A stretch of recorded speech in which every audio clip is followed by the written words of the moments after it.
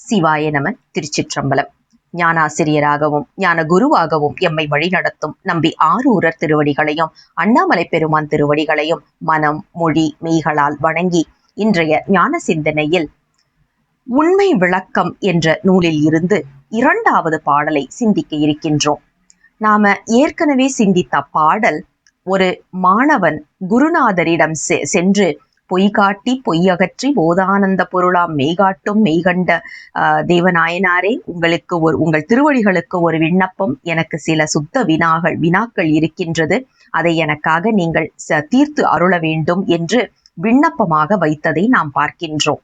இப்போ இன்றைய பாடல்ல அது என்னென்ன வினாக்கள் அப்படிங்கிறத பார்க்க போறோம். அதுதான் ஒவ்வொரு பாடலாக நமக்கு இதற்கு விளக்கமாக 53 அல்லது 52 பாடல்களாக நமக்கு ஆசிரியர் விளக்க இருக்கின்றார். இப்போ கேள்விகள் என்ன என்பதை பார்க்கலாம்.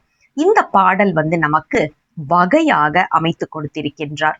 முதல்ல உள்ள பாடல் தொகையாக வந்தது. இது வகைப்படுத்துவது. இந்த புத்தகம் என்னென்ன குறிப்புகளை கொண்டுள்ளது அப்படிங்கிறதை நமக்கு சொல்லுவதற்காக சொல்லும் விதமாக இதை வகைப்படுத்திய ஒரு பாடல் என்றுதான் சொல்ல வேண்டும். சரி, இப்ப பாடலை பார்க்கலாம்.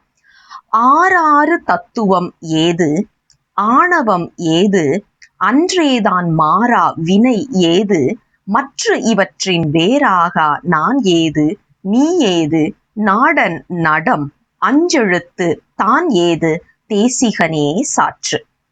தேசிகனே என்று சொன்னால் அருட்குருவே என்று அர்த்தம். அருட்குருநாதரே, எனக்கு நீங்கள் விண்ணப்பமாக உங்கள் திருவடிகளுக்கு வைக்கின்ற வினாக்களுக்கு பதில் சொல்லி என்னுடைய ஐயங்களை தீர்த்து அருள வேண்டும் என்று பெருமானின் திருவடிகளுக்கு வைக்கின்ற அற்புதமான விண்ணப்பங்கள் 8 வினாக்கள் இங்கே வைக்கப்படுகின்றது, தொடுக்கப்படுகின்றது. அது என்ன அப்படின்னு பார்த்தா, ஆறாறு தத்துவம் ஏது. 6 என்று எடுக்கும்போது அதோடைய கூட்டு நமக்கு 36 தத்துவங்கள். சைவ சித்தாந்தத்துல 36 தத்துவங்கள் சொல்லும் வழக்கம் இருக்கின்றது. அந்த தத்துவம்னா என்ன என்ற ஒரு கேள்வி முதலில் வைக்கின்றார். அதாவது தத்துவம் அப்படிங்கிறது தத் கூட்டல் தொம், அதாவது அது கூட்டல் நீ என்ற பொருள்ல இத அந்த வார்த்தையை வடமொழியில எடுக்கிறாங்க. ஆனால் தத்துவம் என்று சொன்னா தமிழை பொறுத்த வரைக்கும் கருவி என்று பொருள், உண்மையான கருவி என்று பொருள். நம்மை பெருமானை அடைய வைப்பதற்கு காரணமாக இருக்கக்கூடிய உண்மையான கருவி என்பதனால தத்துவம் என்ற பொருள். இப்ப பாருங்க, 6 தத்துவம் ஏது, 36 தத்துவங்கள் என்ன என்பதை சொல்லி, ஆணவம் ஏது. ஆணவம் என்று சொல்லப்படுகின்ற அறியாமை என்று சொல்லப்படுகின்ற மலம் அப்படின்னா என்ன? அடுத்தது, அன்றேதான் மாறா வினை ஏது. வினைன்னு ஒண்ணு சொல்றோமே, அப்படிப்பட்ட கர்ம வினை என்றால் என்ன என்ற ஒரு கேள்வி 3வது கேள்வி. 4வது, மற்றவற்றின் வேறாக நான் ஏது. நான் யார்? அதுதான் 4வது கேள்வி. 5வது கேள்வி, நீ யார்? நான் ஆன்மா. ஆன்மானா என்ன? நீ யார்? சிவம். சிவம்னா என்ன அப்படிங்கிற ஒரு கேள்வியை வச்சுட்டு 6வது பாடல்ல நாதன் நடம் ஏது. அதாவது அம்பலக்கூத்தனை, அம்பலவாணரை நாம் தரிசிக்கும் போது உருவத் திருமேனியா பார்க்க கூடாது. அது மந்திர வடிவம். அந்த மந்திர வடிவத்தை எனக்கு விளக்க வேண்டும் என்று பெருமானின் திருவடிகளுக்கு வைக்கின்ற விண்ணப்பமாக 6வது வினாவும் 7வது வினா, 5 எழுத்து என்றால் என்ன என்ற ஒரு வினா. 5 எழுத்துன்னா நமக்கு தெரியும். ந ம சி வ ய என்பதும், அல்லது சி வ ந சிவாய நம என்று சொல்லப்படும். அந்த நமசிவாய அல்லது சிவய நம என்று சொல்லப்படுகின்ற 5 எழுத்து. அப்படின்னா என்ன அப்படிங்கிற வினா நமக்கு 7வது வினாவாகவும், 8வது வினா என்பது தான் ஏது. அதாவது பேரின்ப நிலை என்று சொல்லப்படுகின்ற முக்தி நிலை என்று சொல்லப்படுவதுனா என்ன அப்படிங்கிற கேள்வியில தான் 8வது கேள்வியாக தொக்கி நிற்கின்றது. இப்ப பாருங்க, இதுல நமக்கு 8 வினாக்கள். 6 தத்துவம் ஏது, ஆணவம் ஏது, கர்ம வினை ஏது, நான் யாரு, நீ யாரு, நாதன் நடனம் என்ன, 5 எழுத்துனா என்ன, முக்தி நிலை என்றால் என்ன என்பதைத்தான் இதை வகைப்படுத்தி இருக்கின்றார். இந்த வகை என்று சொல்லப்படுவதில் பாருங்க, முதல் பாடல் மாயைனா என்னன்னு எனக்கு சொல்லு சாமி அப்படின்ட்டாரா. 2வது பாடல் மலம்னா என்னன்னு எனக்கு சொல்லு சாமி. மூன்றாவது பாடல் கண்மம்னா என்னன்னு எனக்கு சொல்லு சாமி.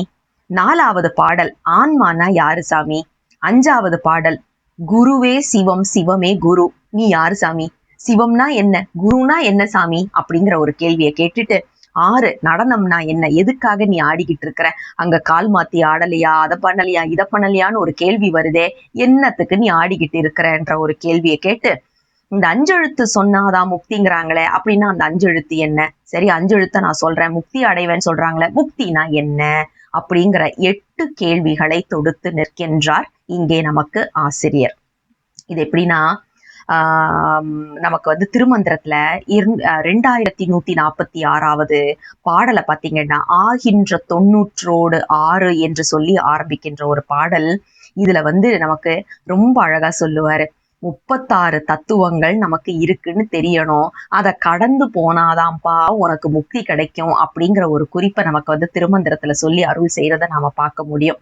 ஆக இன்றைய கேள்வி, இன்றைய வினா என்று சொல்லப்படுவது 8 வினாக்களை மாணவன் குருநாதரிடம் தொடுத்திருக்கின்றான். இப்போ இந்த கேள்விகளுக்கு வந்து குருநாதர் என்ன பண்ண போறாரு, ஒவ்வொரு கேள்வியா எடுத்து அந்த வினாக்களுக்கு விடை அளிக்கும் விதமாக நமக்கு 53 பாடல்களை அருளி செய்திருக்கின்றார். ஒவ்வொரு பாடலாக நாம் பார்ப்பதற்கு குரு அருளும் திருவருளும் கூட்ட வேண்டும் என்று சொல்லி பெருமானின் திருவடிகளுக்கு விண்ணப்பத்தை வைத்து இன்றைய உரையை நிறைவுக்கு கொண்டு வருவோம். தென்னாடுடைய சிவனே போற்றி, எந்நாட்டவர்க்கும் இறைவா போற்றி, அண்ணாமலையம் அண்ணா போற்றி, கண்ணார் அமுத கடலே போற்றி. சிவசிவ திருச்சிற்றம்பலம்.